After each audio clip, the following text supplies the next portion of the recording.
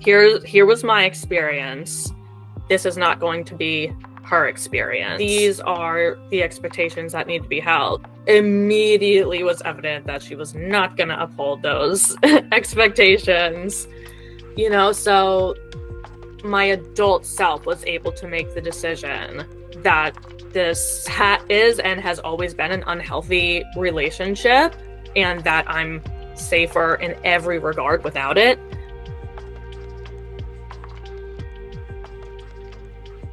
Thank you, Emily Malec, for joining us from the Healing Hub. It's where we know each other, and many other things that you have going on. And so I'm super excited to have you. Emily, thank you for coming on. Thanks so much for having me, Josh. I'm excited to be here and that we met through our Healing Hearts Hub community. Yeah, no, it's super. It's a fun community.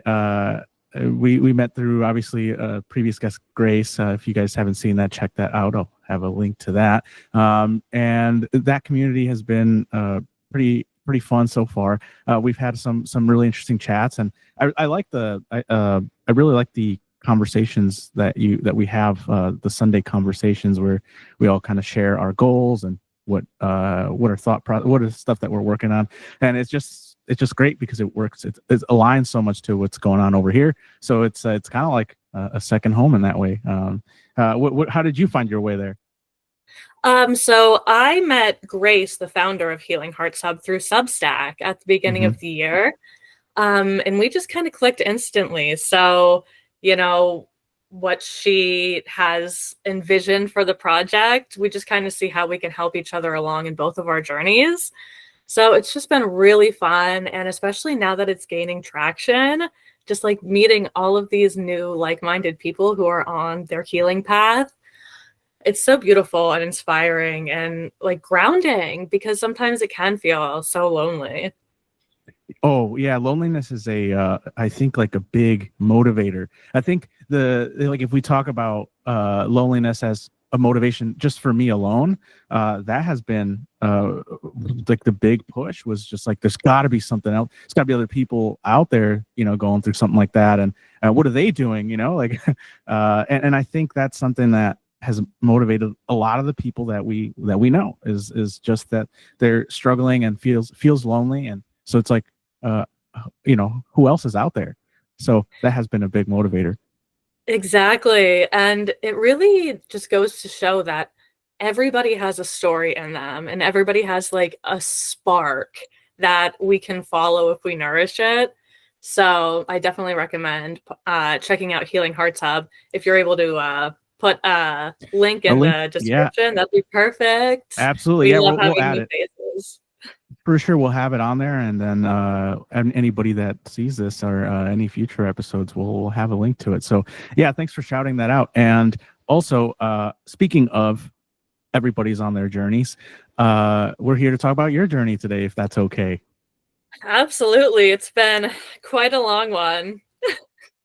Yeah, well, I mean, that's something that I like to explore, is just the different avenues everybody takes, because although it's funny, it does seem similar in a lot of ways, like the feelings of loneliness, and there's a lot of things in common, but yet there's such big stark differences. Like what roads did you take? Where did you turn in that situation versus somebody else? And the perspective really is what we gain. So from your perspective, what was it like? What was your childhood like? What was young Emily up to? Yeah, so my childhood was pretty stark. It can generally be described as like very isolated, very lonely. We can get into later, like how all of these kind of like intuitions that I had about feeling out of place were true and valid. And it just wasn't ever shared with me. So I spent a lot of time like alone or with my own thoughts. So I became like my own best friend from a very young age. Did you have any siblings? I do have a younger sister. And I think it's funny with siblings how different our experiences can be. Right. Even growing up right alongside one another. So in that regard, I definitely took on like the protector role, Hmm. and kind of shielded her from a lot of things that, I was seeing, but didn't want her to have to see as well. What was the age difference? We are 5 years apart. She's 5 years Okay. younger. And so then you're the oldest? Yep. So I was the youngest for a long time until my sister came along, but I was already 9 by the time she was born. So I experienced a lot of my childhood as the youngest. And one of the experiences that I got to see was firsthand was I got to see everybody make mistakes. And as the oldest, you get to be the one that makes a lot of those mistakes. And so then was that your experience? Did you feel not adequately prepared, or did you feel like you rolled with the punches growing up? I definitely feel like I rolled with the Mm. punches.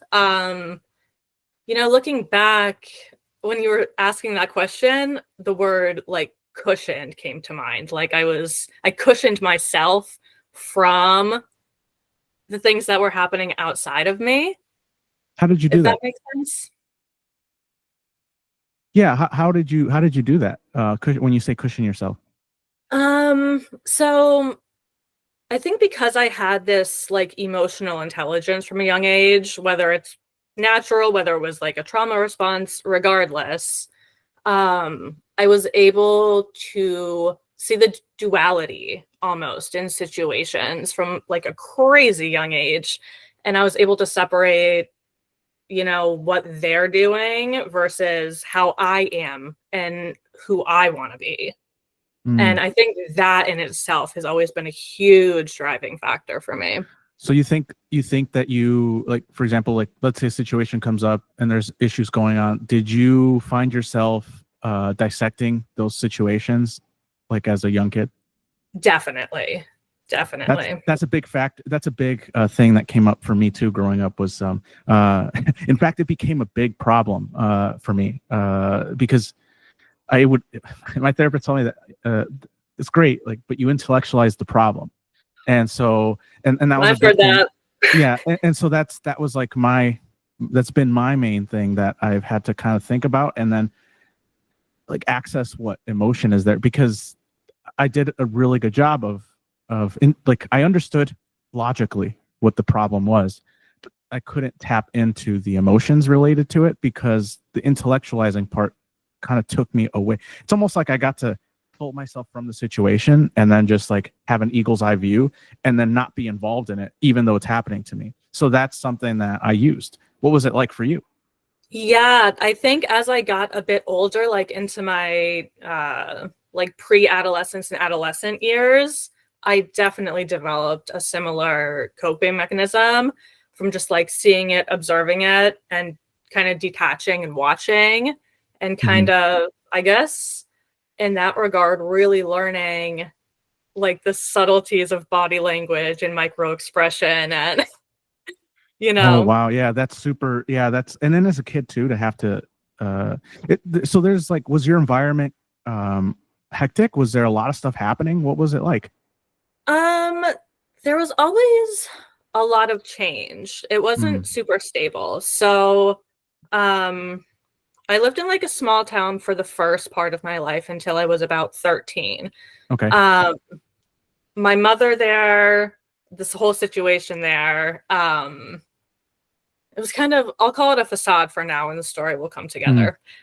um, so then when I was entering middle school, I moved to the area that I still live in today. Um, and at that point, I was able to see so much. Like there was substance abuse and there was alcoholism and there was, a lot of deceit. Um, so I think seeing a lot of that also propelled me just to kind of view things in a way that I guess one made sense to me and two somehow felt empowering. hmm. You mentioned something about having had different perspectives from like having lived a similar childhood, but entirely different perspectives. What do you think it was like for your sibling versus you? Um, I would like to think that she didn't feel as scared, or Hmm. that she didn't feel as like alone or separate from like the family as a unit. Um, and all indications point that I did a pretty good job protecting her. What is So your I relationship like to like with think her? that. Yeah, what is your relationship like with her? Now she lives out of state. She moved, so we don't see each other very often, maybe like every couple of holidays. But we chat, and I love her so much. She still does have a relationship with our mother. I do not. Oh. Yeah, and I don't really probe about it either. And we can get into that more later as well. Yeah, yeah. I mean, it's if you're comfortable, obviously. But I Yeah. would like to ask more about what it was like with your parents. Yeah, I mean, like it's a sensitive issue, but so many of us experience it that I feel Yeah. like I don't have a problem spearheading the conversations on it. Like, it sucks and it's hard. And a lot of us didn't have the opportunity before to talk about it, and we do now. Right. And well, and that's another thing, that a taboo that I would love to shut off, which is that us telling our experience, how we experienced it, isn't bad mouthing. It's not to say that the person who was in that story that might have caused damage is a horrible person. I think like there is a place in that. You just mentioned it, that they didn't have that ability to openly talk about that stuff, because there wasn't avenues for it. There wasn't these channels, these podcasts, these like open conversations about it, because it was like it was seen as you're talking bad, you're bad mouthing people, you're exposing family, and that, I think, is a taboo that I think it's time to go, because it's preventing healing. It's preventing a lot of growth that needs to happen for like generational trauma to be addressed.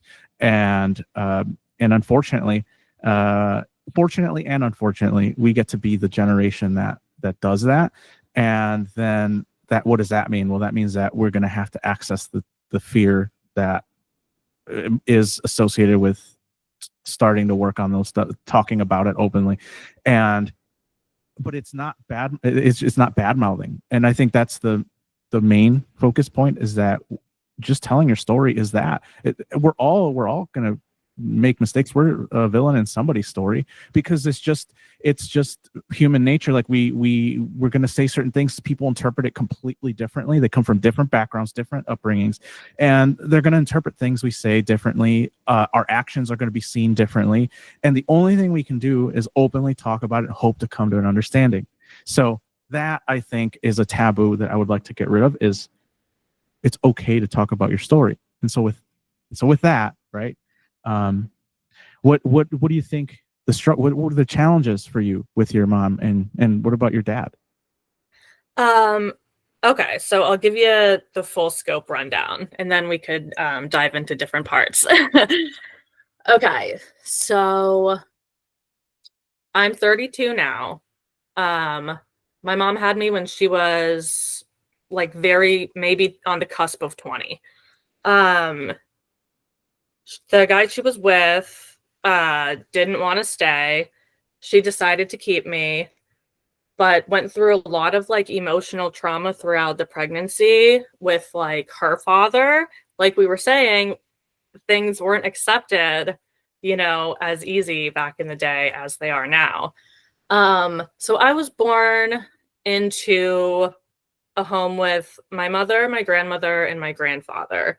And the first few years were pretty, you know, like safely formative, I'll say.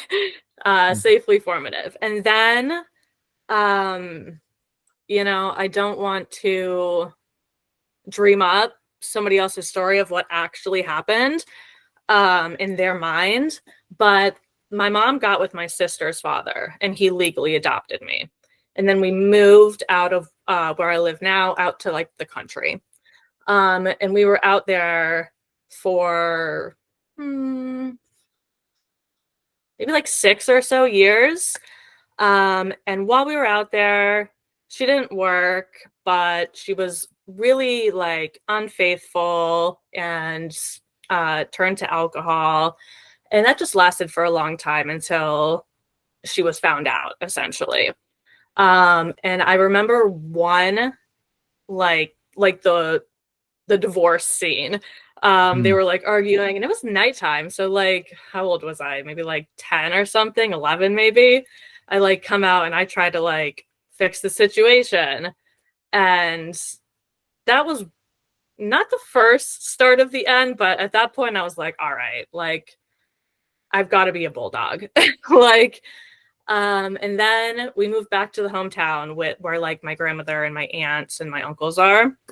And I started middle school, and my adolescence was just off the wall. My mother heavily started drinking. She was promiscuous. She started doing like Xanax, and like just it was really a feeling of being disregarded. Like she was doing what she wanted, and my sister and I were just living in a house. Um, so that fueled a lot of like emotions and resentment, like, which I think was, as I was saying earlier, like a motivating factor. It's like, I see what you're doing and I'm never going to do this. Can we just take a second to acknowledge the fact that you felt the need as a 10-year-old to intervene in an adult relationship that really you had no reason to have to do that? And then like the feeling for me, right? This is something that I connect with. So the reason why for me I understand what that part is like is because there's this feeling of uh my parents are not competent enough to handle this situation. And so if I don't do something, who will? And that was very much the feeling a lot of the times for me because I had to intervene too as a young kid with my parents, my mom and my stepdad's issues, and uh, the feeling of like they can't do it, and so I a kid has to step into this situation. And not only that, I don't know what it was like for you, and I'm about to ask you, but the situation for me was I was brought into those situations. I did not ask to be brought. I was brought into. My stepdad would often ask me to get involved. It's like, do you? There was a pressure of like, don't you like living with in this house? Don't you like having all your friends here? And don't you not want to move Like away? And coercion. it's the guilt, right? The guilt trip. And as a kid, right, like I don't want to lose my home. I don't want to lose what I know, what I'm comfortable with. And so what do? I go and try to do it. I try to intervene. And what that does to a kid is that creates the feeling of resentment of I don't trust my parents, of I am alone in this situation. All of those feelings that you just talked about earlier about that need of like I have to do something, that's where that emerges early in life, is when you have to go through that, and now you're on your own and you're like not doing that thing. And that's what motivates a lot of people's journeys, mine included. So for you, right, that situation, what were you forced to get involved, like they brought you in, or like you were feeling like they're not taking care of this thing and my home is in danger? Yeah, definitely the latter. I Hmm. wasn't invited in, but I think probably up to my life at that point, it was like the biggest argument I had heard or been around. And I was thinking of my sister. I was like, okay, let me like go out and try to fix it or try to, or at least like stop it. You know what I mean? Um, and it's crazy. It really is. And it's so Well, funny that, go ahead. no, it was just gonna, yeah, I mean that's the thing is like as it's crazy as an adult, but as a kid, it's even crazier. Yeah. And, I wonder what it is about the brain that makes us feel brave enough to do that. And two, what happens afterwards? Because our brains change in a moment like that. You said something very important. That is survival. That's what motivates it. Is that it literally feels like it's not life and death, but it feels in some regards that way, where it's like, if I don't do something, like I don't know what I don't, this is the only thing I know. And the feeling of losing stability, any kind of stability, even like shaky stability, is terrifying, and it feels like life and death. And that's why it's called survival. And when you, like in therapy, that's one of the things that we talked about. Like, there are survival mechanisms, coping mechanisms that I developed, that like I needed to survive that environment. Yeah, yeah. And, being older and safe now and out of it, I just really appreciate whatever neurodevelopments happened that, kept me safe. Yeah, well, that comes to show just like not just the human will, if you want to put it that way, but also just what that says about you as a person, right? That you came out of that, because this could have gone many different routes, right? So like you could have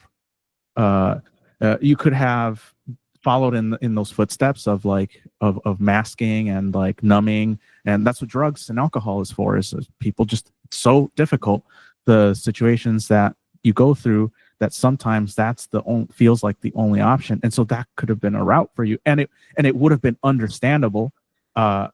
But then there's that other option, the harder option, which is that you go down the route of, I will try to feel everything and learn from it.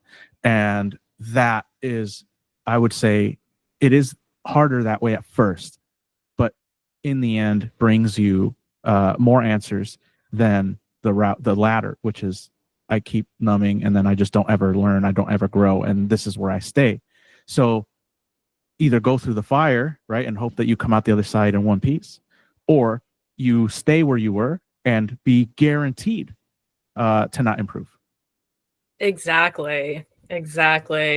And I wanted to touch back on what you said before about, being invited into, an altercation or an argument, because that kind of links into like the next chapter of like my adolescence.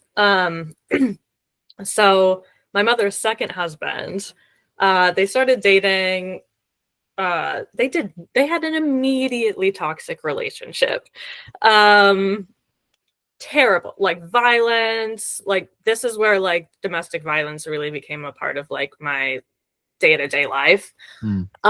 So this guy and her were just like terrible together, and terrible towards all of the kids. He had a child as well.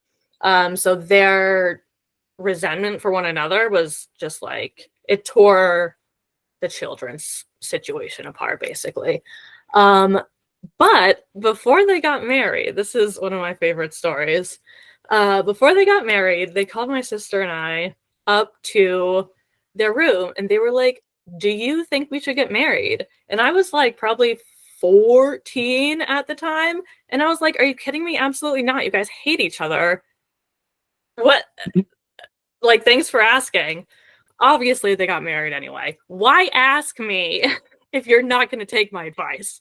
I have an answer. I'm sorry. I have an answer. No, tell me. Yeah. This is still a problem I have. So, because I've experienced this, there's an answer for that. And it is my answer for it, right? So I'm not saying that's what it is, but so they wanted you to take responsibility for their decision, because if they don't have to make that decision, right, then they can always use you as like a scapegoat of like, well, you told me to. And they were hoping you were going to say yes, right? They were hoping you were going to be like, yeah, do it, because that's what I did.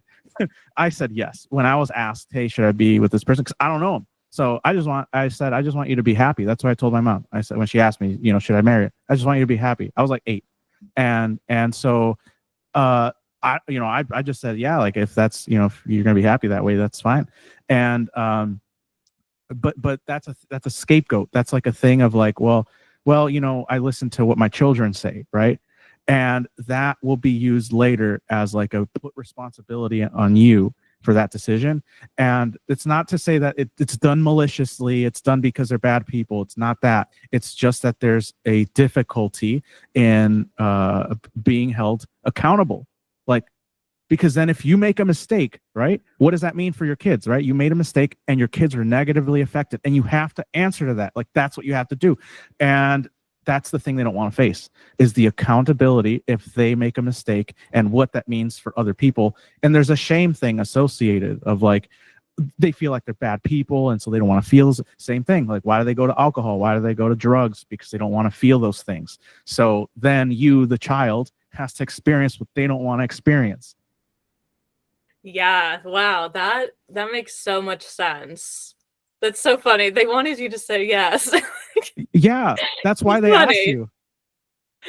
Oh, and that's so what they wanted, because then what else did they do, right? They got married anyway because that's what they want. They just wanted that like scapegoat of like, you said, we did this for you, right? Like that way they get away of that, of accountability. And it's not, again, not because they're bad people. It's because it's uncomfortable to feel like you made a mistake and that you affected people negatively. But that's what it takes. That's what accountability does, is it teaches you.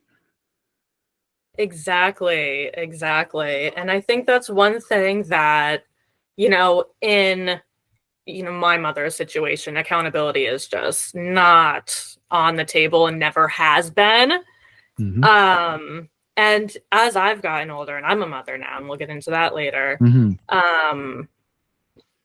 Like, I can't fathom the way things happened, but I can have empathy for, the decisions that she thought she had to make, mm-hmm. because of where she was, So as a person, as an individual, I can create some space, but as a mother, like, I can't. So, well, there's two things happening. There's conflict here because that's, of course, there's a human side to it of like, did they have the resources that we had? No, I guess not, right? Does it make it okay? No. And so there's the two things happening at the same time, is like, we can have empathy for the fact that they didn't have those things, but also acknowledge that it still doesn't make it okay. And right. That's what, again, accountability is like, okay, we can understand how it happened. And the challenge is still like the opportunity now, right? If the issue is ongoing, is like, okay, we didn't have the resources then, right? And a lot of things happen, and yes, there's going to be things that make it harder for you to access those things, but they're available now, and we can talk about it now. And so, do you take accountability now? And then that's the other question, is like, look at it from that perspective, is like, what are you doing today? Because yesterday's done. Like, are you taking accountability for it today? Or if you're still masking it and running from it, what is it that you still need to do, right? Like, at the end of the day, no matter how you look at it, we can understand why it happened and feel empathy for them and what they must have gone through and felt like. And then also say like, okay, but that's then, and now we have this. So what are we going to do now? Yeah, and I do think there's a really empowering aspect to that as well, as the person who's able to see it and feel it and set up, their boundaries appropriately. And that's another thing too, like with parents, like after all that stuff, like we focus a lot. I focus on, obviously, on like looking at it from the childhood perspective, but then as an adult, which is, I'm still going through it now, and I guess that's one of those things where I will have, like, it's a work in progress, and I'm gonna have to like make more notes on it as I get into it more. But just my first steps into that of like, okay, the child thing is over. Like, I recovered my relationship with my dad right after many years of not having spoken to him, not having even seen him. The the aspect of like, okay, what happened? Like I'm gonna listen to you from a perspective of like an adult, of like, okay, what tell me from your perspective what happened. And then I know my mom's perspective because I grew up with that perspective and saw it through that lens. And so finally I get to kind of see it from my lens, my own vision of how I think things happened. And obviously at the end of the day, those are going to be there between them, but still I want to have that perspective. And so the challenge is that boundaries, you just said it earlier, like there's this thing that happens when you become an adult. Your parents are still trying to do the things that they did when you were a kid. Like for me, like there's the thing of like, there was this thing between my parents that I experienced, this like pull where the kids were in the middle and they're pulling like both sides of your arms, right? And like they're tugging you like one way and another. And I still felt that attempt, and I had to like, with my dad, I had to be like, nope, like that. There is no sides anymore. I said, we're that's between you two. Like that's that, whatever issues you guys have with each other, like you guys, that's your guys' thing. I'm here to recover what I didn't get as a kid. And now as an adult, we have the opportunity to have. So what do you want? Do you want this relationship? Because if you do, great, then let's move that way. But if you don't want to do it, you need to tell me like, hey, this isn't going to work this way. And I understand, and I'll respect it and I'll back away. But the boundaries, like we have to establish boundaries as adults, because as kids I didn't have it. And that creates another challenge of the discomfort of what if my parent rejects me as an adult. And that is the scary part of it as an adult, is having to face that fear. But I guarantee that if you go through that fear, that is better than living in your childhood still and not being able to address what happened. Absolutely. And I had a similar experience to that where, you know, as an adult self and a new mother at the time, I kind of went to my mother and was like, listen, here was my experience. This is not going to be her experience. So if you want to be in my life, in her life, these are the expectations that need to be held. And immediately was evident that she was not going to uphold those expectations, you know. So my adult self was able to make the decision that this is and has always been an unhealthy relationship, and that I'm safer in every regard without it, as is everything that I now get to create and cultivate. Yeah. And can I ask you, what was that experience like, where you had made that decision? What do you think? What led you to that? What happened? It was not an easy decision to make, you know. I think as a child who, you know, was kind of subjected to always feeling like maybe like a burden to begin with. You know, I remember going back knowing the conversation probably wasn't going to go well, but also knowing that I wasn't going to allow it anymore. Like this was it. So like I left crying with shaking hands in a baby carrier, but I knew it was the right decision. You know, I weighed it really heavily. Like people talk about estranged parents all of the time, but if you're not in the situation, I don't think it's easy to understand the feeling of having a living parent but not having any parents.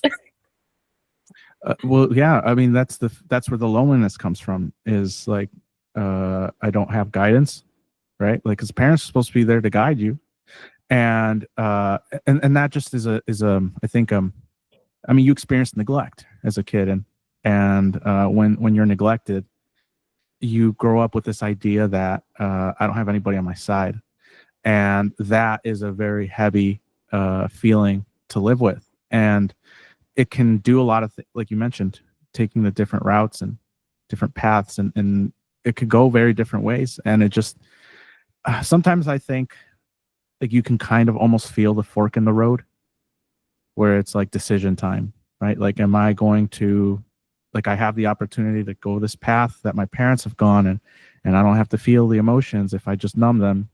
And there's always that temptation. That was for me, like that was always an option, because people around me all the time, they were drinking and smoking, especially as a teenager. That was like a thing everybody picked up in the teen years, was like their habits.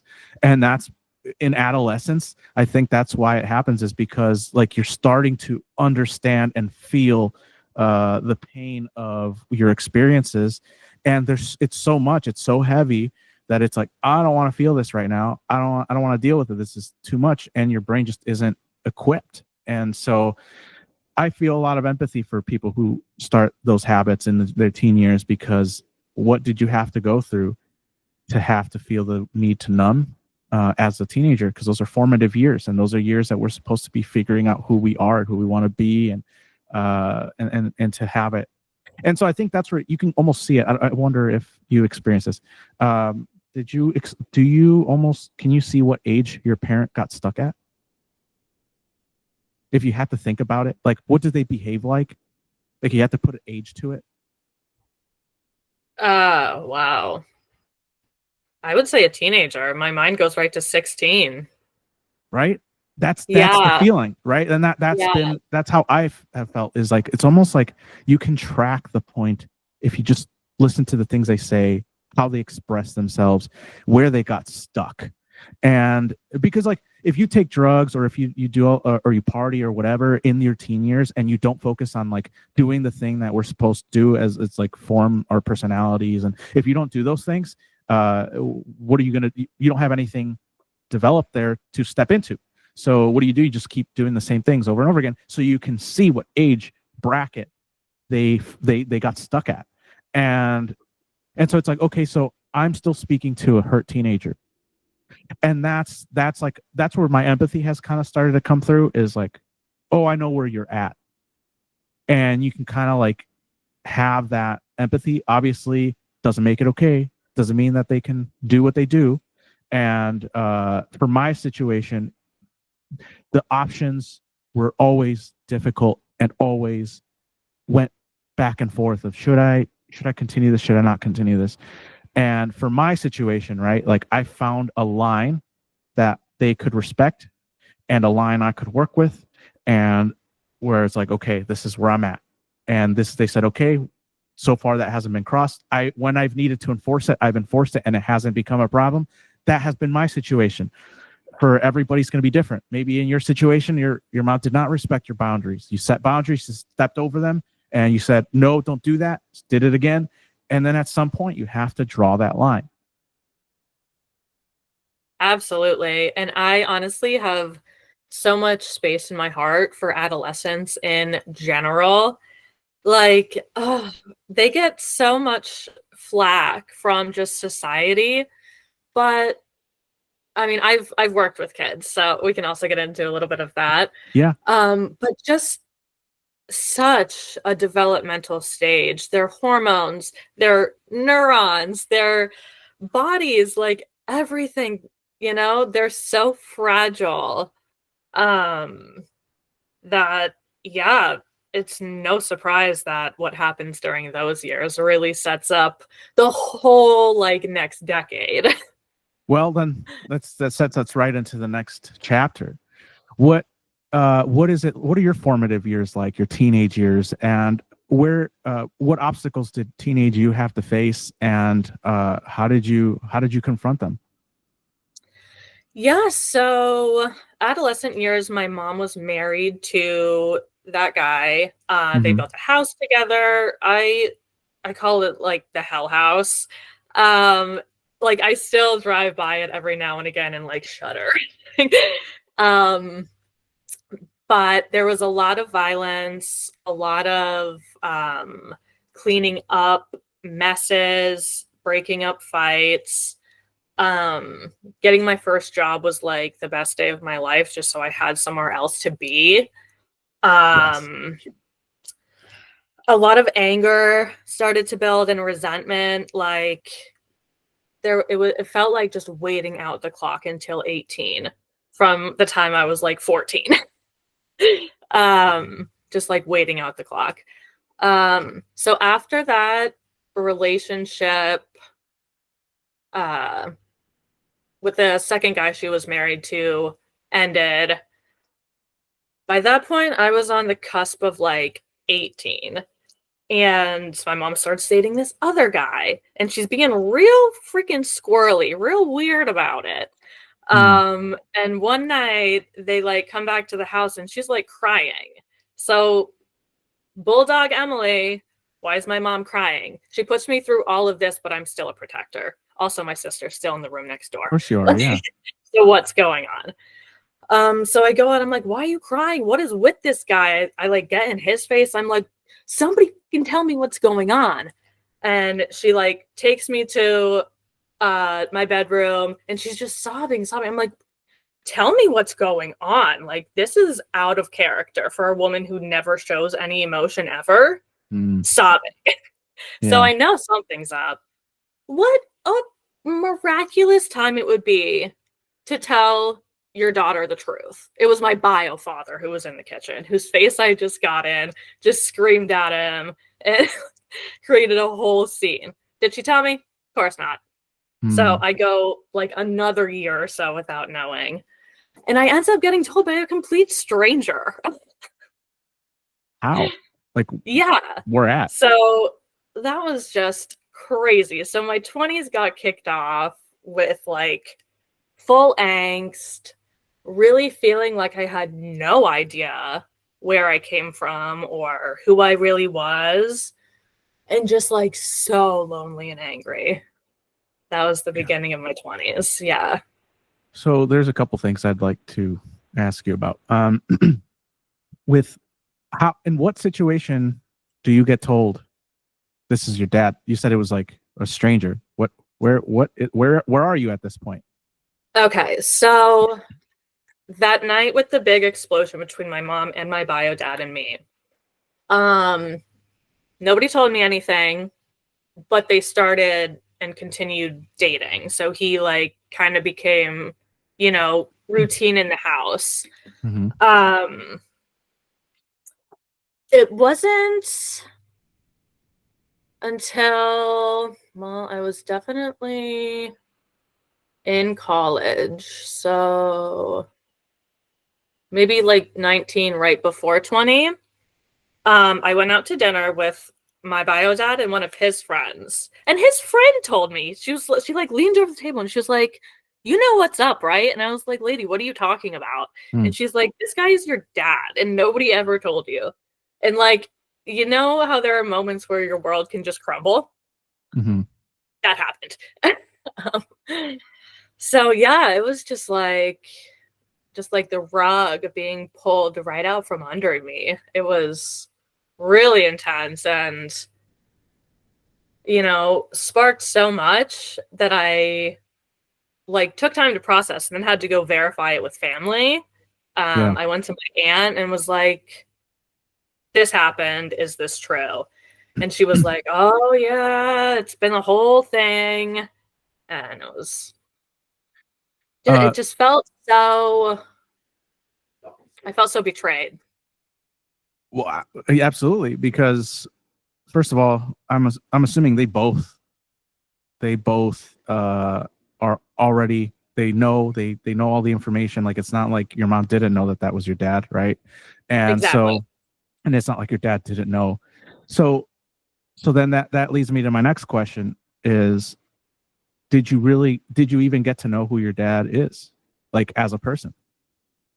Not really. You know, it was weird because out of anybody that she had ever dated or been with, I never liked any of them. And he and I did have like a similar sense of humor. And like we did develop a relationship.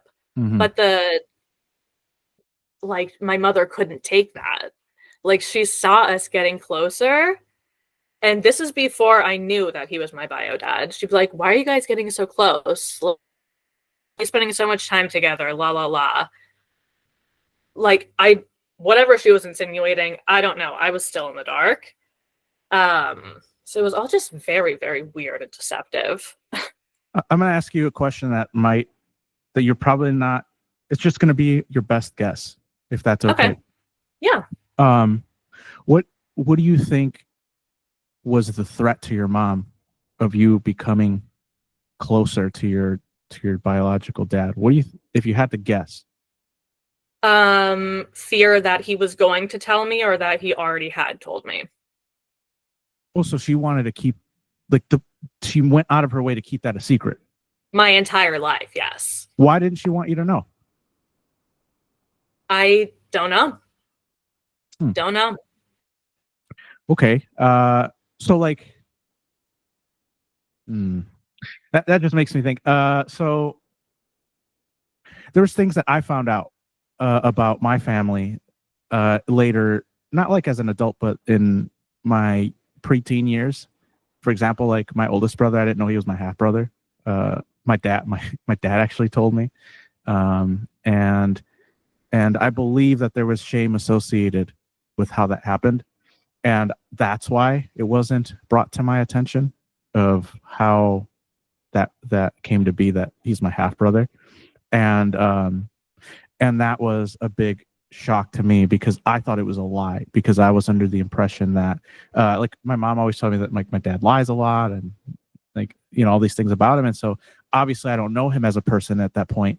And so then I just go based off of that lens. And so I'm like, oh, well, he told me this thing. And like, I was telling her almost to say, like, tell me that this is wrong, right? Because I know this is wrong. And she goes, oh no, yeah, he's your half brother. I was like, what? Right? There's just like that moment of like, Yeah, it's it was like just in that disbelief. what was the Avengers movie where, oh my gosh, not to really get emotional, but when they all kind of half the Yeah, population goes, yeah. it's like, what is happening? Because your reality just changed, and like Yeah. there's comfort, because there's comfort in the reality that you have, right? And I think that's why a lot of people they like they hold on to certain lies about their stories, because that's the more comfortable route. And like it, the changing of your reality, then it's like, what does this mean about me? Like it just change, it shifts everything. And so like to figure stuff out like that, you know, your parent is or the person that you thought was just somebody that, you know, your parent was dating, is your biological parent actually. And not have, you know, your siblings aren't in the order that you thought, or that they're not 100% like same parents. Like that is a big shocker as a kid and as an adolescent, where your reality is like your safe, is supposed to be your safe space. And if that is crumbling too, then like, what is safe, you know? Exactly. And I think that's where, like, you know, for a lot of kids, you know, and adolescents, like behaviors emerge and like you start looking for outlets to escape what you're actually experiencing. So Yeah, that was that's an interesting. I just wanted to dig a little bit into that, just because that was like, I think I know why. Like I have a speculation as to why it would be a secret, and I think there might be that, like the shame of how it happened, of like it didn't work out how she wanted it to, and so then it makes her look bad. Like I think that might be why. exactly. I think looking bad was a really big element for her. Mm-hmm. But think about it, like if she disclosed the pregnancy to him when it had happened and he said, I want nothing to do with it, he signed off rights. 17 and a half years pass, he shows back up. So there's like this crazy tension. Oh, of course. I'm sorry. Of Because course. she's also been building this narrative to me, and to the extent of getting the rest of like her side of the family in on it, as well as my sister's bio dad's family. This is a fucking pyramid of lies that if one person slips, her whole tower crumbles. So she's guarding that shit with her life. That's what it is. That's what But it is. at the sake of her child. It's of course, like if your dad has to answer for it too, like he will have to answer. Like there's people are so terrified of shame, right? Like the what shame from like their family members, shame for themselves. But yeah, of course your dad didn't want to tell you, because then he'd have to take accountability for all the years he wasn't there. Like that, like what happened with that? Like that's why they didn't want to tell you, because then if they tell you, then it's like you start asking them difficult questions that they don't want to answer. Exactly. Exactly. And that moment where my mother had the opportunity to tell me, like during that big blowout, and she chose not to, that was a really transformative moment for me when I did find out like the truth of everything. I was in her face, tell me, tell me, tell me, and she didn't. And I don't get that. I just don't get that. Yeah. Yeah. No, I understand that sentiment. And that's something that I have racked my head over and over again about. Just why always you? Why was it always about, why wasn't it about me? Like, why wasn't it ever like, I'll do this for you? And that was something that I beat myself up a lot as an adolescent, was like, why did you do that? Not why didn't you do that for me? Like, why didn't you for just one moment, just like go, hey, I'm going to sacrifice my feelings to preserve yours. And Yeah. and that wasn't like, it was always self-preservation, self-preservation, self-preservation. And it almost felt as a kid of like, or well, I'm just kind of like here, kind of like dangling by the end of the, like as the train is dragging me, like I'm just kind of holding on because I don't know anything else. So there's that feeling too, and there's a resentment that comes with that. And but also what has been helpful for me, I wonder if this will help you. What has been helpful for me is to accept that that was never something I was going to have control over.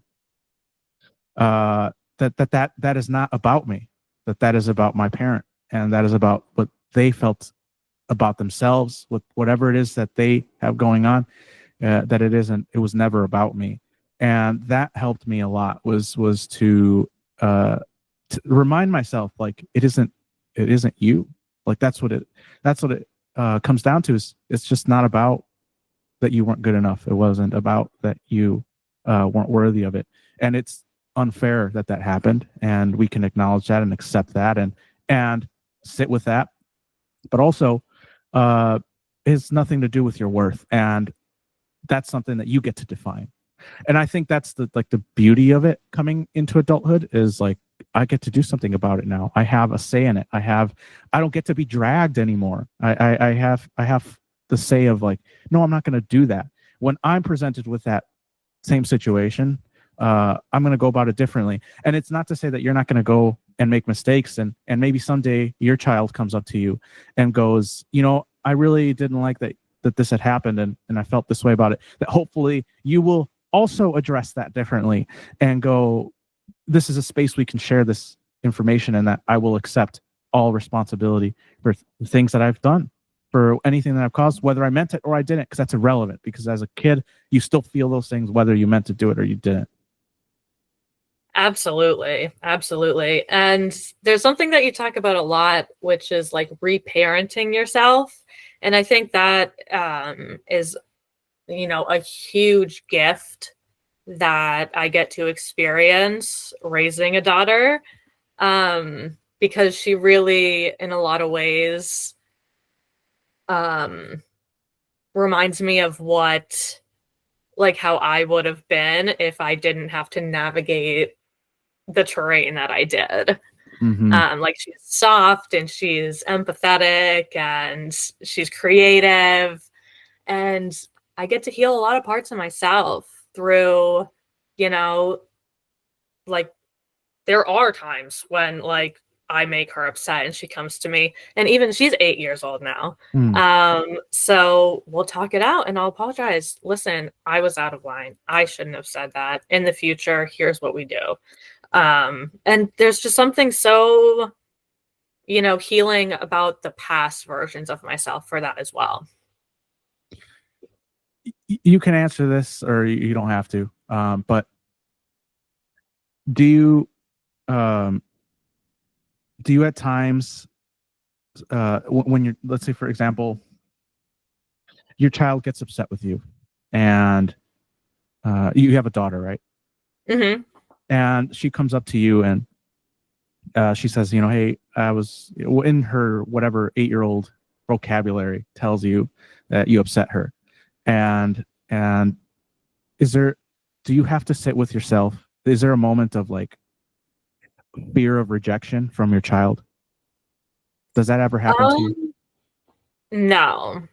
No, fear of rejection from my daughter. No. And I don't know if that's just because of what we cultivate, or if I was, blessed with like another being with a really deep capacity for love. Mm. But thankfully that's not a fear that I have. And even when she does come to me, or sometimes even before, like we'll get into a thing, like we both cop some attitude sometimes. Like Mm-hmm. our adolescence is going to be something. Yeah. But sometimes I'll even tap myself out and cool down and be like, I'm getting too hot right now. Like, let me calibrate before I even handle this, because I don't want to say something that I'm going to have to go back and fix. And if I can feel it before it starts forming in my mind and in my mouth, then all the better. Let's take 5. Yeah. What do you think are the, again, you can always say no, but what are the challenges? What are the arguments entail with, like, what do you think upsets you when you guys do have like those spats? Being ignored. That's like my one thing.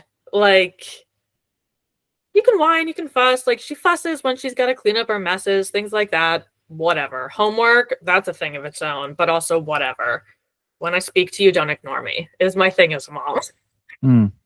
What do you think, if you had to think about it, right? Like, what does that activate in you?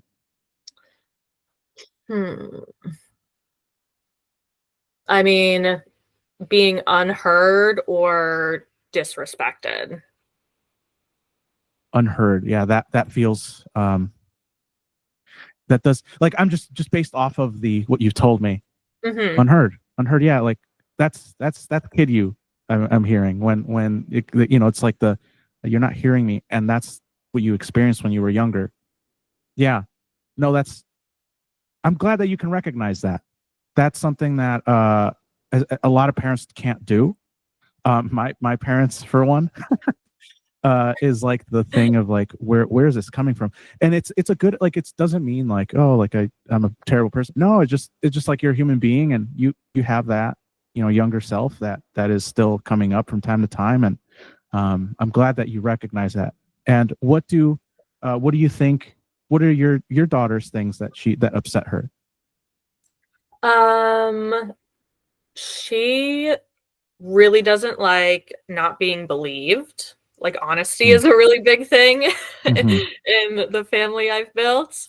So, she's at an age where there's like friend dynamics and la. So, an example from like last school year was she was having like tiffs with another kid in class. And I was like, I need you to tell me the entire truth before I reach out to this parent and try to, deal with it that way. And I guess she had been exaggerating the story. So I was like, I need you to tell me now, because I'm going to send this message. And TBH, we're both going to look stupid if you're not telling me the truth. And then she got like real defensive and quiet. And like, she really doesn't like being like poked at or not believed. Yeah. That's a fair. I mean, as a kid, I experienced that too. Like the feeling of well, then also because accountability sucks, and that starts very, like, that feeling of when you have to face it. Like, that might be her thing, accountability. She might not like it yet. It's really hard. Like, as a kid to do it, it's really hard. And I think like the one thing you mentioned that is, I think, important is like the space. Like, is the space at home, does it feel safe enough to take full accountability? Like, will I be shamed if I admit what I did wrong? And that was like a big thing. Like, for me, I grew up a perfectionist.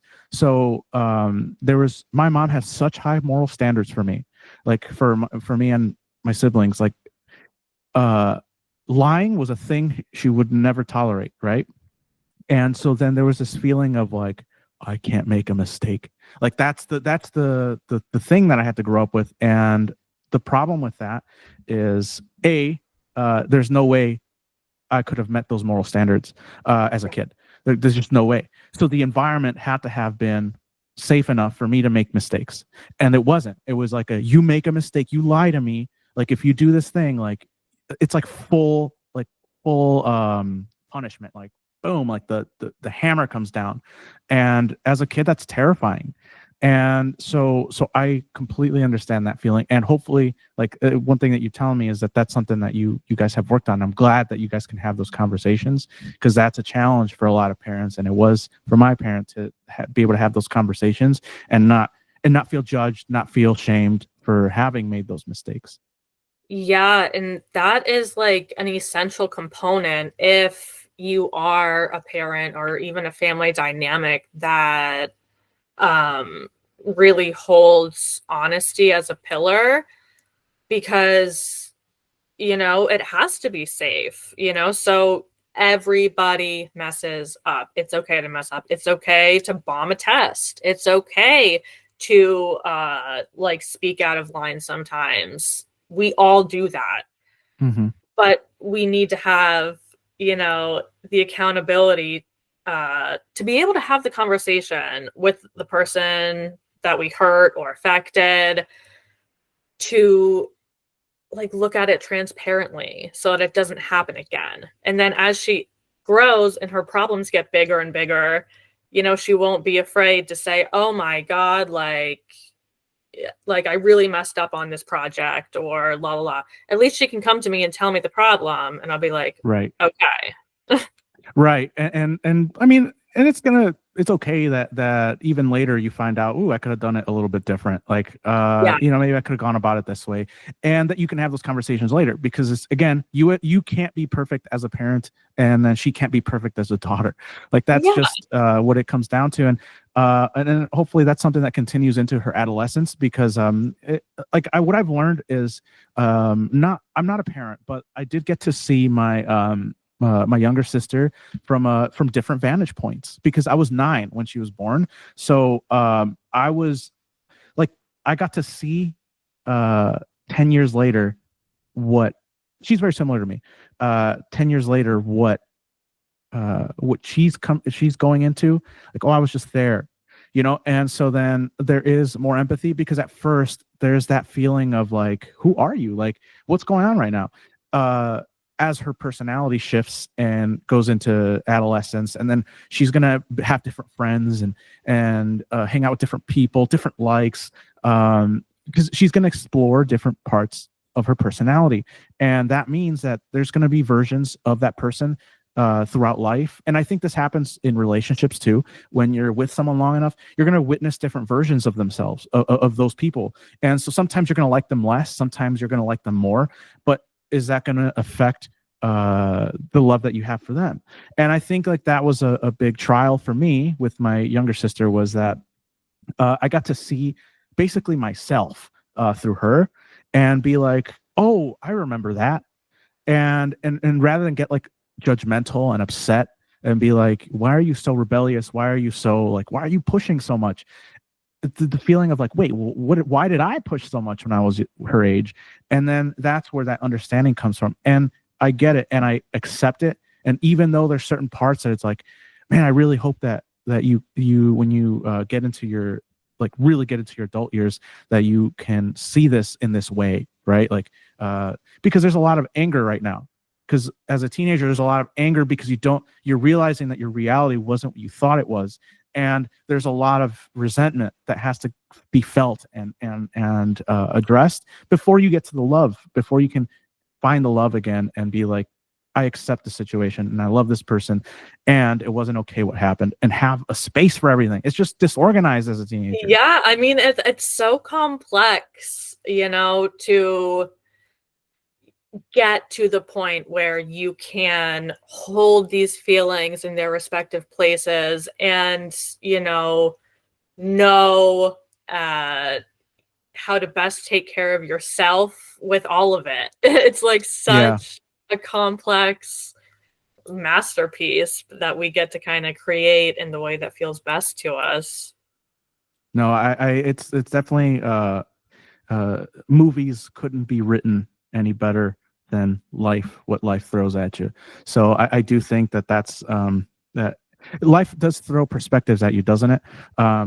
It does have a way of like putting you in the shoes of the people you judged at some point, and then seeing, okay, what would you do? And that is what I do. What I really like about life is that you get to step into the shoes of the people that you judged, and whether or not you were accurate or not, you're going to find out, right? And I think that is really what transforms you, is perspective. Absolutely. Absolutely. And I think, even if, as we do grow into adulthood, I think it's still a choice. Like, there are these moments that we're faced with where we can widen our perception, or we can kind of just stick with what's right in front of our nose. And for me, I think each of those moments is a mini defining factor for the next phase of whatever we're going to go through. Yeah, no, I agree with you Like 100%. one of those And so, forks in the road. absolutely. And so, let me ask you: we're at past an hour. How are you on time? Um, I'm good on time. We can wrap up with some more recent endeavors. Perfect. So then I guess we can go into where you got into your career now. Yeah. So my 20s were a lot of healing and working in social work. I had my daughter when I was 24, which Okay. really set off the whole like deep healing journey. Mm, I worked in social work with youth and adolescents for almost a decade. mhm, Um, and that gave me a lot of perspective on, just different methods of healing. I got a lot of education, a lot of psychoeducation. Um, and with social work, of course, I burnt out. mhm, So I think I left social work in 2022, and I took like a straight up year off, like recalibrating my body. I got diagnosed with POTS, which is like an autonomic nervous system mm, dysregulation. So I had to completely change my lifestyle. Going back to like the regular workforce wasn't in the cards.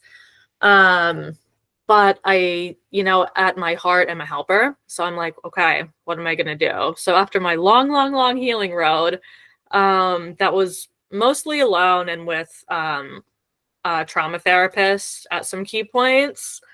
Um, I kind of came out of it and was like, I'm gonna write a book. mm, So I was like, what did I do that worked? Because within a year and a half, I was like a completely new person. Like I had gone from completely depleted, cup empty, to someone who felt happy for the first time, maybe ever. mm. And like truly like myself for the first time ever. So I was like, I have to figure out how to give this to other people. I don't want to be constrained by the limits of, social work and big corporations, things like that. So what can I do to, you know, deliver in the most authentic way that I like to? So then I spent like the next 14 months writing my book Soft Girl Era. Um, and that is like my new baby.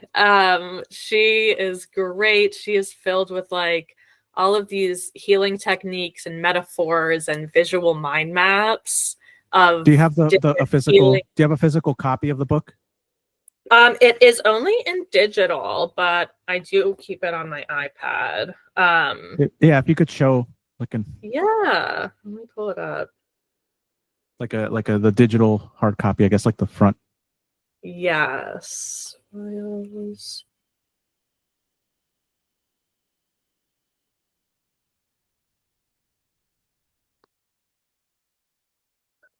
This is the cover. Soft All girl right. era mapped to the heart. Um, so I can just give you a little example. I did put a little bit of personal narrative in there Mm-hmm. because it's so deeply rooted in personal experience that I really wanted to make sure that readers are feeling seen when they're reading it, because my experience with self-help books was always like, here's some statistics and here's how you might feel. I really wanted to completely rework that entire game. So I only put my story in little blurbs at the beginning and end of the chapters. Mm-hmm. And everything else is as if I were sitting at a table talking you through this activity.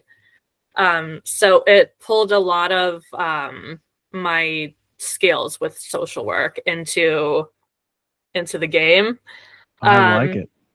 Yeah, it's really, really cool. And I just can't wait until everybody knows about her, because it's seriously like nothing we've seen before. But I have it broken up into, I don't know, we'll see if the screen will Oh, there we adjust, go. into 3 phases. And each of the phases has like 4, 5, 6 activities in it that each help you overcome one element of, reclaiming yourself. And it kind of works like progressively. So at the beginning, we're just doing like self-assessment. And at the end, we're learning how to script boundaries and enforce them. So Right. it's really a whole journey that's guided, but really focused on the reader, the writer. Well, good. We'll have a link to that if you have it. Any way to access it, just send it to me, and then I'll have it in the description. And then when we post it, because we post it on Substack as well. So when we post it to like socials and YouTube and Substack, we'll have like a link to it, and then that way people can take a look at it. I think that'll be something that people could get some use out of. So thank you for sharing that. I really appreciate it. I have some questions though about your career path. You mentioned that you wanted to, that at some point you got burnt out from social work. Can I ask like specifically what was your specialty, and then what did you see? What was life like for you during that time? Yeah, so now that I'm like out of it for a longer period of time, I'm able to really see what role I thought it was filling for Mm-hmm. me. I worked primarily with youth and adolescents. So Mm-hmm. I began at a behavioral school setting. It was like just like a school setting, but for kids who were on like the behavioral spectrum or dealing with some, more niche needs. Mm-hmm. And after that, I moved on to a girls' group home, which is really, really where I found just like a real passion, a real connection, because, these are girls that were going through things that I went through when I was their age. So I was able to create really special connections with them that really, healed things in me, but also I was giving, giving, giving. And honestly, I probably would have stayed there forever, but the department Yeah. closed. Mm. And they sent me to a different department that was like an office setting with like older ladies. And between like the gossip and the expectations of being like a peer specialist and like the red tape of that, and plus it was like psychosis patients. So it Mm. was a really heavy, caseload. I just burnt out. Like my body just like wouldn't get up anymore. In the morning, I would be getting ready and I'd get physically sick and I'd have to call off and call off and call off. I started to get tremors. I couldn't drive. Like Mm. my whole body just shut down and was like, listen, you are fixing this now. Like deep, hard reset.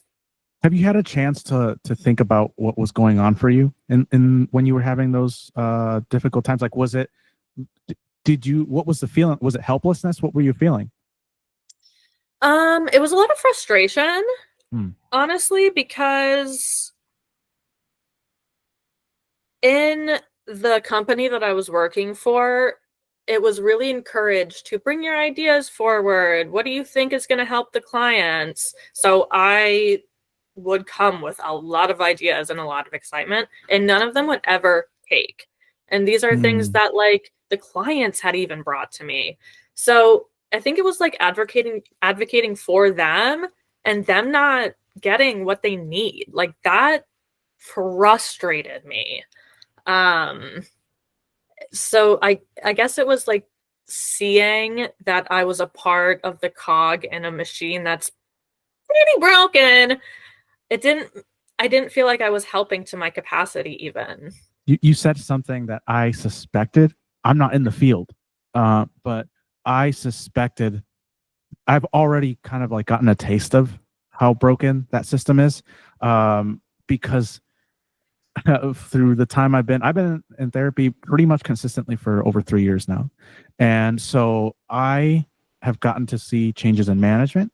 I have gotten to see changes in like the financial department change, and when that stuff happens, like what their processes are, and they, um, and at one point my therapist apologized to me because we had an agreement on like how much uh how much I was able to pay because I was going super consistently.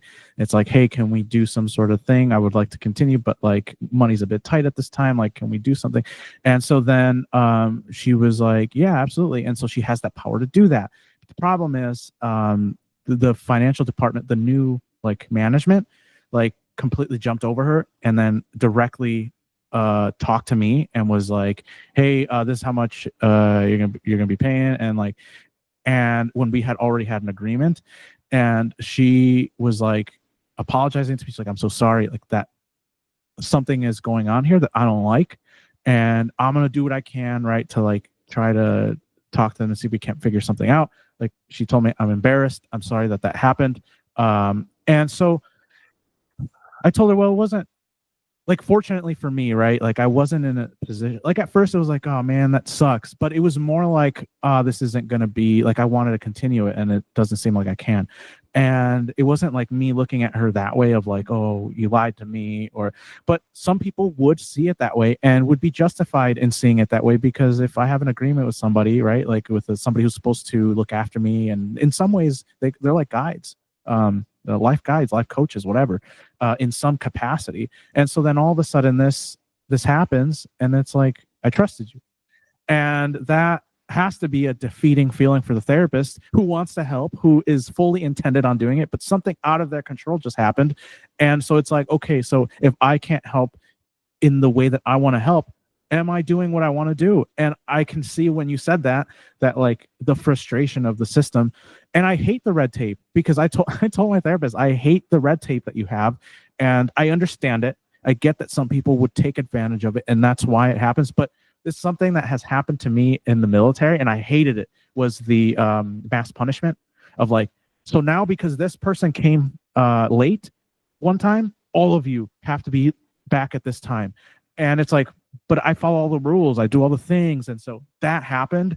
And so I told her, this feels like mass punishment. And it's like, I get it, but at the same time, like that sucks for all the other people who would get a lot of benefits from being able to have access to that therapist in certain situations. So super long explanation, but that, I'm glad that you said it, because that's what I have been suspecting of, like the system does not work well. And that is what I experienced.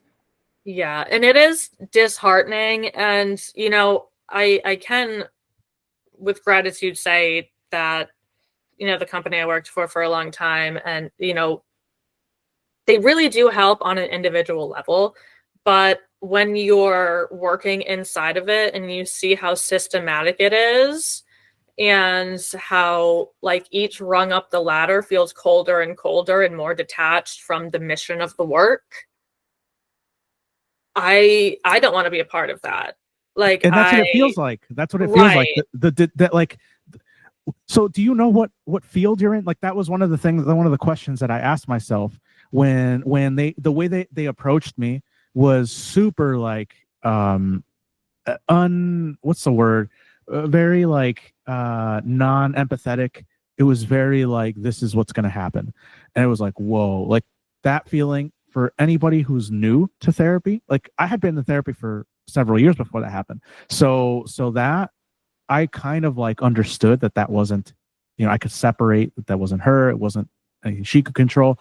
But somebody starting out in therapy, if that happens to them, like that's why they have bad experiences. That's where bad. And you know Yeah. what? There's so many people who have bad first experiences, but if there's one thing I would encourage is to shop around for a therapist. I know it's a pain and I know it's a lot of phone calls and we're already anxious and it sucks, but just as with anybody else, you can choose to not engage with them. If they're not your vibe and you know that, call somewhere else, like look for a different resource. In the meantime, I know it's frustrating. I have a lot of friends who, want a therapist consistently, but they are either canceling or falling through or the insurance changes.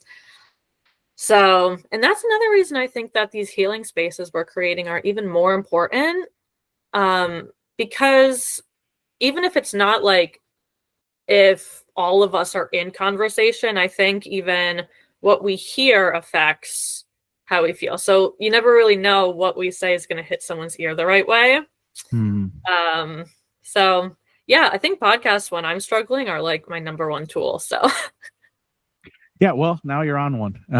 So I think like that point that you just made of there really isn't enough of these communities. So like the more the merrier in some capacity, right? Like maybe you try out a club and it doesn't, like, you don't feel connected in that way. Great, right? But there's other options, and then you can, because therapy is really expensive, and if you don't have the like, what do you call it, the insurance and the means to pay for it, I mean, it's really difficult. It'd be nice to have something, right, of a community of people that like you can relate to and that you don't feel alone, because the biggest, I think, when we talk about depression and like with self-harm and all that, it has a lot to do with that loneliness of like, I don't think I'm understood by anybody. I don't feel like anybody's there for me.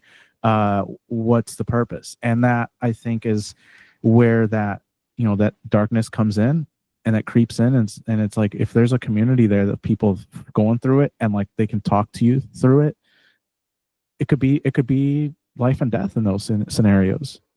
Absolutely it can. Absolutely it can. And I think, especially for people who have maybe struggled in the past to find the people that really see them, it makes it all the more worth it when you do kind of cross paths. Like, I really believe that life will give you the people that you need. But we have to be keen enough to know when we're seeing them, when they do come. You know what I mean? Right. Yeah. Like, I'll use Grace, for example. Like, I was last year really like looking for like a business partner, somebody who like understood what self-publishing a book, everything that I was pouring into it, you know what I mean? I'm like, I just need somebody to understand.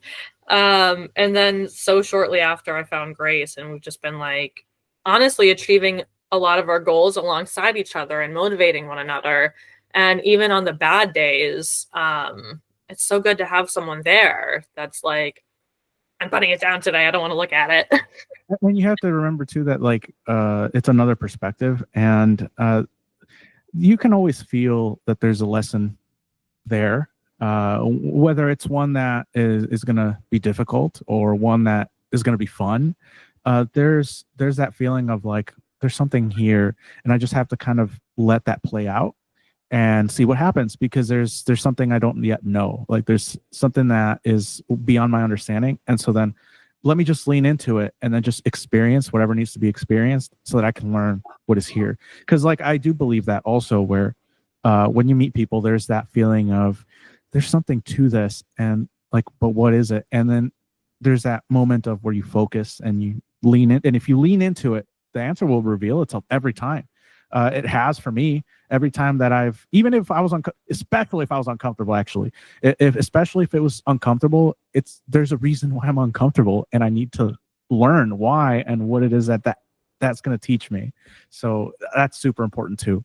Yes, I love that perspective. I'm really in like a phase like that now where it's like everything that I'm really doing is new at this point. Like the things that are on my to-do list are things I've never done before. So it's like, we're going to get nervous and scared, but like it's so worth it. Like do it scared. Do it scared. Yeah, that's the best advice. Is there really isn't a moment where it's like there's always that waiting and that fear of like, oh, well, what if I just wait until I'm a little bit more less anxious about it or less nervous. And it's like those moments, you have to do them right then and there, right? Like it's it's a now or never moment. And I think that do it scared, right? Like do it scared. And most people are scared when they do it because there's a reason why you're nervous about it. And that's why you need to do it nervous, because there's something there for you to learn. And then maybe next Exactly. time It's trying to you're tell not you something. exactly. And then maybe next time you're not nervous anymore about it. And there's a reason for that, because there was a bigger thing coming that was going to be even more difficult and even more nerve-wracking, but you'll have the experience to be able to handle it. Yeah, I like the way you frame that because I love to kind of think about life as a video game where like we always have like little side quests to tackle, and like we build up our XP, and then there's a big boss level, and it's like we have to use all these skills in our pack to do this big thing, and then once we do, we're in the next terrain, we're in the next level. It's funny you mentioned the video game thing. I wrote an article recently specifically talking about the video game aspect of it, which is I called it invisible wall. And basically what it is like this feeling of whenever something isn't for you, there'll be like this thing, no matter what you do to try to make that thing work. It's like you just have this, like in a video game, when you go out of boundary, when you go past a certain point of like what the map is, there's this point where when you try to do something that isn't meant for you anymore, it's like no matter, you throw everything at it, and it's like it keeps failing, like it keeps not going through, and it's like, why is that happening? It's because you're not supposed to go that way. Like that's the sign, right? Like that's why the video game aspect is such a great example, because it's like there's this boundary line where it's like, no, like this is, and then the boundary line expands, right? Like let's say you're playing like a game where it's an open world and like you unlock different levels, and it's like, but you don't unlock that level until you go through this experience. And so then suddenly I can explore more of that, right? And so it's not necessarily that it can't be done ever, but like right now, the reason why that's being blocked is because there's other things you need to accomplish in this setting, and then you can move that way. I love that. That is like incorporated into how I view it all now. The boundaries. That's so cool because I also believe in like timing. Right.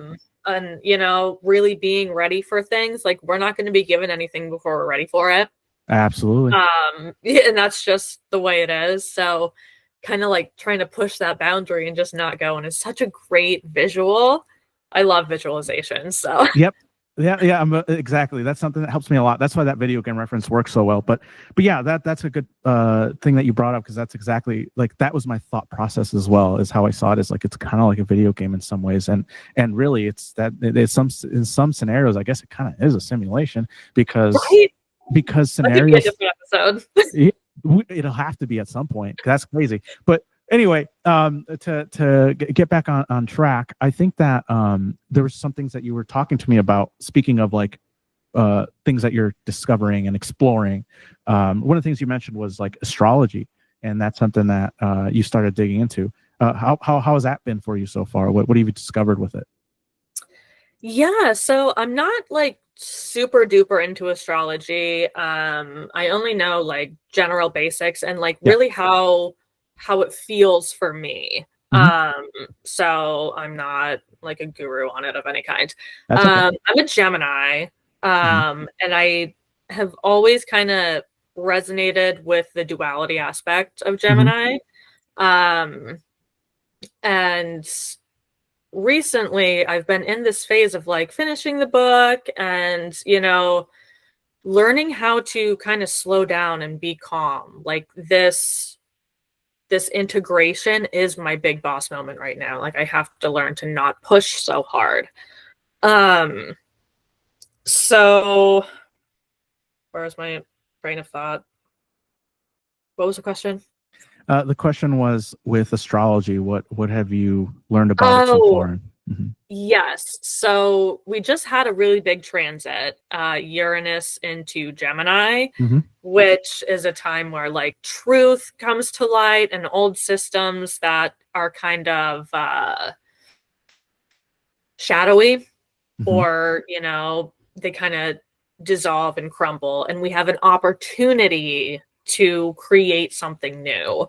So, you know, with my ebb and flow of energy lately, I'm like, okay, what is this? So I look up the astrology, I kind of get into that, and it's like a whole new season that we're entering. Mhm. So I'm kind of using that as my mindset moving forward. Just like really truly shedding all of the things that I've gone through and integrated that I do not need to carry anymore. And using, you know, all of the great things I found and that I love and bringing them forward into the future. There's a feeling that's coming through about what I believe is the connection with astrology for you. And correct me if I'm wrong. I think it feels like there's if you feel connected to the universe in that way, in that, like, you know, with the changes, it also affects changes in your life, right? Changes in the universe affect changes in your life, and in some ways that's kind of how we're all connected. I mean, we're all made of the same things, we're all made of the same basic materials, if you want to look at it scientifically, right? Like, we there's no way we can exist, or there's no way that other versions of us can't exist. We're all made of the same things, right? Like, we come from galactic dust, right? And from them we form, and so then there's that. In some ways, we share that DNA, and so it seems to me, right? Like, what you're saying is, like, there's that connection with, like, the universe, and that the universe isn't separate from us. I don't know. What do you think? Yeah, I mean, I definitely cultivate like my own belief Mm, system, but oneness, I absolutely believe in at this point in my life. Just even if we're just using our eyes to look at something, look at the way that a leaf looks like our hands. Look at how, like, I was watching an ocean documentary the other night, mm, and there was like this piece of coral that looked like fascia within the human body.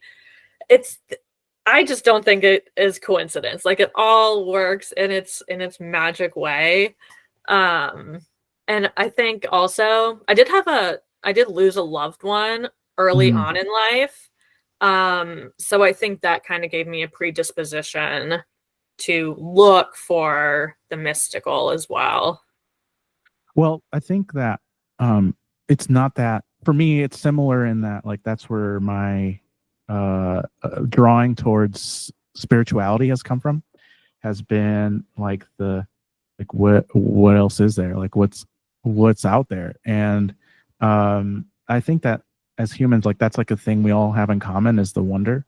And some of us wonder less, some of us wonder more, but there is that wonder. And at some point, I think this is why, like, childhood is such, like, childhood curiosity is such a big topic for me, because, like, that is what creates the magic in your life throughout, whether you're a kid or an adult. Is if you can maintain the childhood curiosity to wonder, um, life, the magic returns. And so, like, I think as kids, adults fear it because there's a lot of I don't knows. And so as a kid, right, like, you ask a lot of questions, and then an adult might at some point get irritated with you and go, okay, like, be quiet, please, or whatever reason they have to, like, stop making you ask questions. And so as a kid, you understand, I can no longer ask questions, and the wonder disappears, and so the magic goes with it. And I think that when we're adults, if we can access that, the magic will return, and then like just about anything can be molded into our reality. Like you can imagine it into reality. And when we talk about this, is why I want to ask about astrology for you, because like there is that connection in some capacity, no matter how you see it. It does. I mean, we can at least prove that we all come from the same thing. Like we all have same material. The materials in us are available in the universe, and so it's not like we came out of nothing. Like we didn't come out of. It's out there. It's just our composition is unique, but it's out there. And I think that that's important to wonder about, and to go, okay, what is it, how does this affect me? Can it affect me? And I think that that's a good question to ask, right? Like if what's happening in the universe, right? Alignments in stars, certain things happening out there, can it affect this existence? It's a good question. Yeah, and maybe I look at it during times when I'm like especially like feeling something shifting internally and I can't name it or identify it. Because for me it's always like emotions and energy and so a lot of times something will happen where something in me is stirring for a few days and I can feel it, but I don't know what it is yet. So in those instances, like I'll look at my astrology or I'll pull tarot. I'm obsessed with my tarot deck. Yeah. No, I think that there's literally like that's the best way to go about it, is explore, ask questions. You can just leave it open and go, well, what is this, where's this coming from? And I don't think there's anything. I fully support that. I think that is something that we should all do, and we're all going to have different answers, and what it means to us is going to be different. Something we talked about in the last Sunday, I think, was like, I will have an interpretation that will be unique to me, and you will have an interpretation that will be unique to you, and you don't have to modify that, and I don't have to modify mine, and we can share in that space and then just be floating nearby, right? Like that's how I see it. Yes, exactly. And I think once you kind of get to that point, with time and like muscle memory, it becomes easier and easier and easier to find and engage those situations. And I think we're just as a society, hopefully on the trajectory of really creating just a safer space to just be. Yeah. And I do have one final thought on that, if I may. One of the things that I consider, you said something about you feel something shifting, and that's when you start looking like for answers, like, okay, what does this mean? For me, where I look in those situations has been the intuition thing. The way that it's come in has been like, that's how I see it, as like I mean, I guess you call it a guardian angel, or you call it like a there's like an actual like spiritual word for it. It's a I can't remember now. The Message, download. Yeah, it's like a guide. It's like a spirit guide. There we go. Oh, okay. A spirit guide, right? And so like something that's assisting you along the way, and it could be yourself, because I do think that to some capacity we're just all the same, like big consciousness. And so I do think that maybe it's just coming from the higher consciousness, and those feelings of like, I'm not supposed to be here, or I'm supposed to be here type feelings, they've never been wrong. Like every time, like I've doubted them. Like there's been times where I have backed away from it, like where it's like there's this feeling of discomfort of like, I'm not supposed to be here. I want to be there, right? Like it's like, but I want this to work. I want the situation to work out. And so you just keep going at it over and over. And that's where that wall that I was telling you about comes into play, where it's like the feeling of I want to go there, and it's like I feel like I'm barred no matter what. And that's that intuition saying, not that way, at least not yet. And to me, I see it like, is it a internal intuition, an internal consciousness, a higher consciousness, whatever you want to call it. And so that's where my mind goes to. But it does make me wonder too, right? Like, what does this mean? Why is this changing? Why does this feel this way? And so I can't say my way is the correct way, but that's what comes to my mind. Yeah, and I think it's beautiful that we all kind of can get to make sense of it in a way that feels right to us. Yes. As a big feeler, that's really important to me. No, I think that's important. So yeah, thank you for sharing that, by the way, of that. That's something that, especially when you're discovering, can be a little bit sensitive because it's like, I don't know yet. So I don't know if I'm going to say this. And just know that, like, you can say that, and you can say, like, how you feel about it right now. And that's truth. Like, it might change later. Like, you might see it differently 5 years down the line than you do today. But it doesn't change that it is true right now. Exactly. So, Exactly. okay. So I do have a few I'm sorry. Did you have something else to add? No, you're good. Okay. I just had a few questions to ask you before we check out. I know we've been going a little bit over time. The few questions that I ask every guest is, for one, you've done it a little bit, but I'd like to have like an open opportunity for you to share where people can view all of your work, your book, the different socials you're on, whatever it is that you would like people to follow you on. If you want to share, this is a good time. Awesome. So my main platform is Substack. That would be hippinessis.substack.com. And over there, I share a lot of writing. I do a mini podcast every Wednesday with another creator called Midweek Mindset, where we do little mental health check-ins. I'm also considering starting a podcast of some kind over there. We've got endeavors all sorts of different ways. And my book, it's a digital ebook, always best on an iPad or tablet, can be purchased at my website, hippinessis.com. Thank you so much. And the next question I have for you is, have you discovered purpose? And if not, what do you think it might be?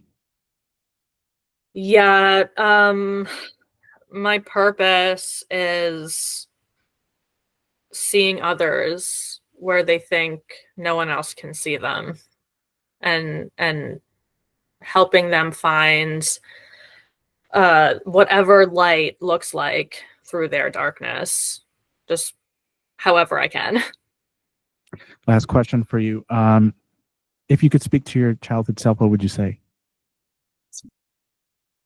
I would say that we're safe and that we did it and that we wrote that book. I love that. Emily, thank you so much for making time for this conversation. I really appreciate everything you've shared with us. And by the way, you mentioned this earlier. We definitely have more to talk about later. And so hopefully we can have you back on again sometime in the near future and check back in and see how life is going. I like to have a long-term relationship with all of my guests, if I can. And so, yeah, if there's another time frame we can do, let me know and we'll set it up and we'll talk about it. Absolutely. I'd love to come back. Thank you so much for having me, Josh.